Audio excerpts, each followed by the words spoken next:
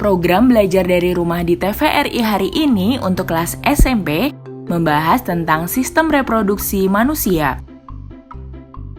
Setiap manusia pasti punya sistem reproduksi untuk berkembang biak. Sistem reproduksi laki-laki dan perempuan itu berbeda.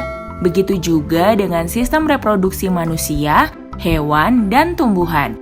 Yuk kita cari tahu tentang sistem reproduksi manusia sambil belajar dari rumah. Pengertian sistem reproduksi. Sistem reproduksi adalah sistem yang dipunyai makhluk hidup untuk berkembang biak dan menghasilkan keturunan. Sistem reproduksi terdiri dari beberapa organ tubuh, termasuk juga kelenjar yang punya fungsinya masing-masing. Skema tahapan spermatogenesis. Di dalam testis, tepatnya di tubulus seminiferus, ada sel-sel induk sperma yang bernama spermatogonium. Spermatogonium akan berkembang menjadi spermatosit primer. Spermatosit primer akan mengalami pembelahan meiosis 1 dan menjadi 2 sel sama besar yang disebut sebagai spermatosis sekunder. Lalu masing-masing spermatosis sekunder akan mengalami pembelahan meiosis 2 menjadi 2 sel sama besar yang disebut spermatid. Kemudian spermatid akan menjadi spermatozoa melalui proses spermiogenesis atau proses pematangan di epididymis.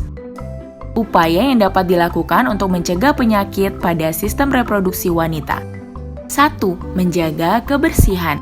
Sama seperti anggota tubuh lain, organ reproduksi juga harus dijaga kebersihannya. Dengan begitu, bakteri penyebab infeksi tidak akan berkembang.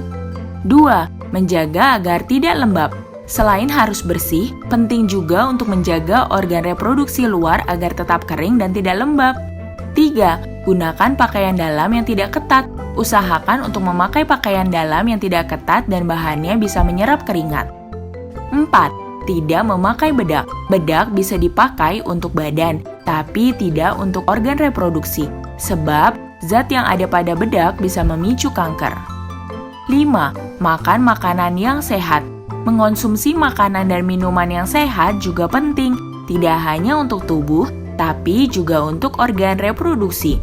Nutrisi yang dibutuhkan organ reproduksi antara lain protein, lemak, vitamin, antioksidan, dan zat besi.